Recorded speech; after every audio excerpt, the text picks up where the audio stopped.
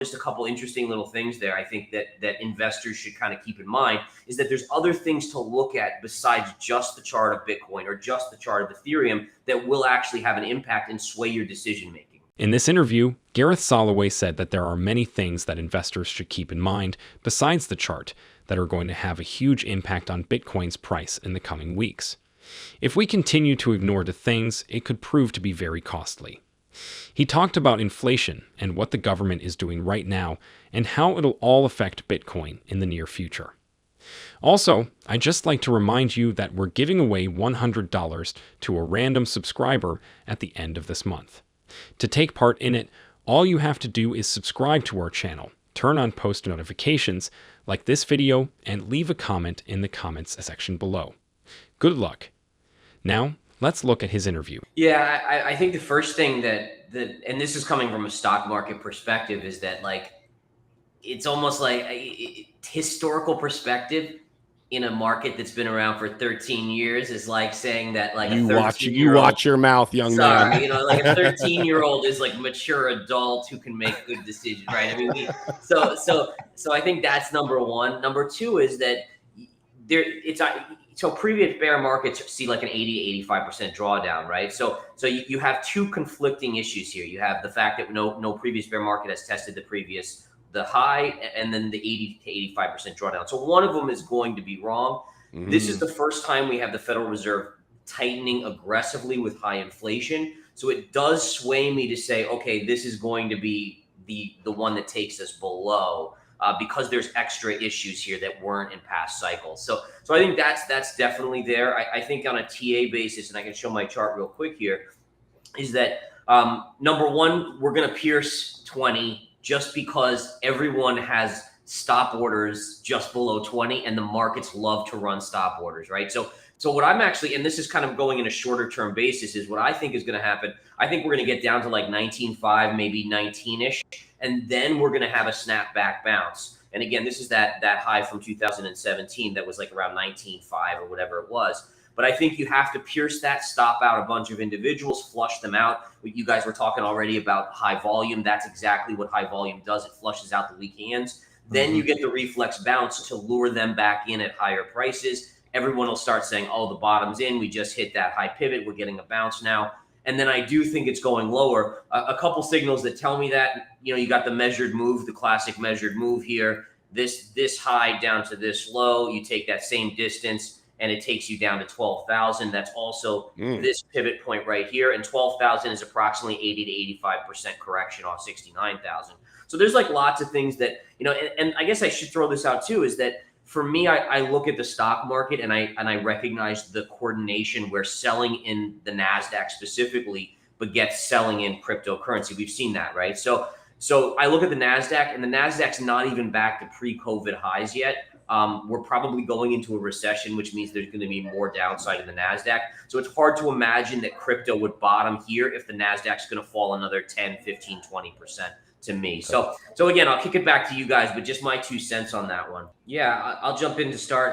So I definitely think Ethereum, we know it's been weaker, makes sense since Bitcoin's kind of the one that a lot of the big money's been gravitating to, whether it's Michael Saylor or some of these other individuals. But I do think it's got more downside. I think you're probably talking about 815 or so, 830 as being just a near-term low. I am concerned it could even go lower than that. But I will say this, you know, like, and I bring a little bit of a different perspective because I started as a stock guy. There's definitely signs that I do think people should expect a bounce soon. And if you guys would just indulge me, I would love to just share those with you because it's a little bit of a different kind of deal. So this is the Ethereum chart. This is your next big support on this, right down here at this 820, we'll call it 825 or so. So that's your new next little pivot. But, you know, when you're investing, one of the things that I learned about the stock market is that it's about deciding where your money is better, right? So when interest rates go up, there's a certain amount of people that say, well, now I can get 3% on the 10-year. Why am I taking risk in the market? And they rotate out of risk assets into the 10-year yield. So the 10-year yield, especially in the stock world, is like hugely, hugely important.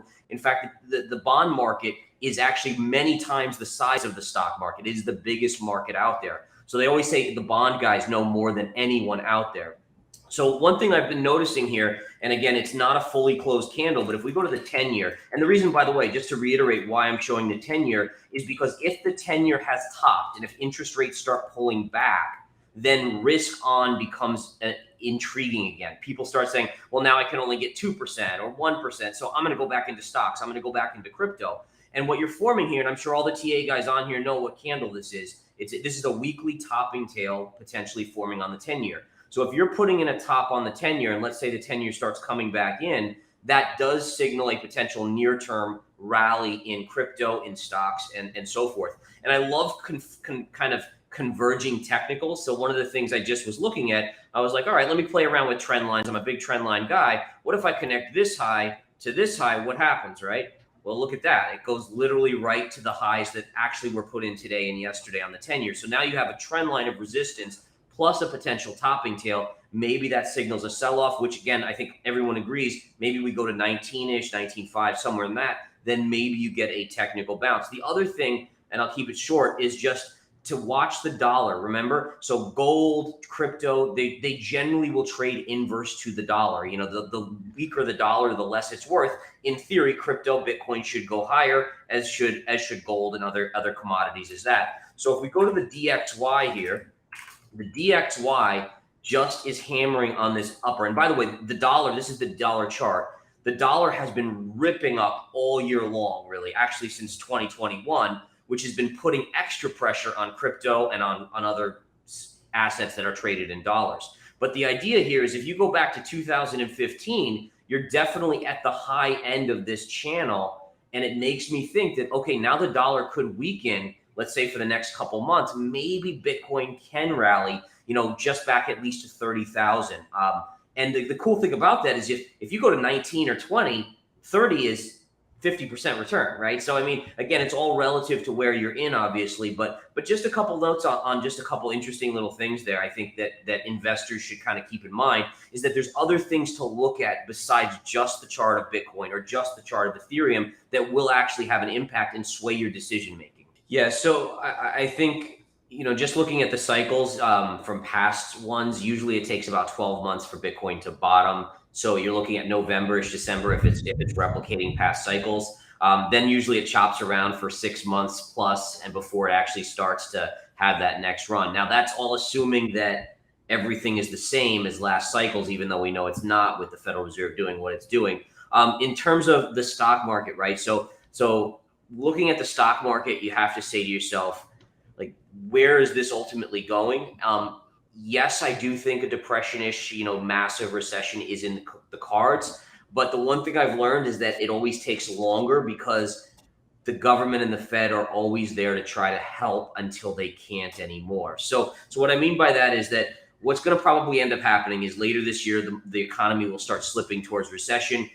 Already you're seeing prices starting to peak out. Oil is starting to top out. I think oil, because you're going to have a recession, people are going to drive less, travel less. That's going to bring oil back in dramatically. That's going to help lower inflation. So my guess is that, yes, we have a depression in the cards. They say every generation has to experience one. Well, you know, the last people that experienced the 2930s, unfortunately, there's not a lot of them left anymore. So I do think that's coming, but my guess is it comes around the 100-year cycle, just like COVID with the Spanish flu. So I am into cycle work. I know a bunch of you guys are as well. And we know that the Spanish flu was 1819, and here we had COVID 2020 and so forth. So it's probably later this decade, which tells me the Fed, when inflation comes down and unemployment spikes, which it inevitably will, gets to 5, 6, 7, 8, 9, 10%, they're going to say, well, inflation's only 4 or 5% right now. Unemployment's 12%. Well, we got to print money and save that side. You know, that's the tough side right now. Then inflation spikes, and then they're like, okay, now we have to pull back on it. And eventually, it's gonna have no impact, and it's just gonna all implode later on. But my guess is that it's probably still a ways away, which may coincide with the epic run of Bitcoin to a 500,000 or a million maybe later this decade.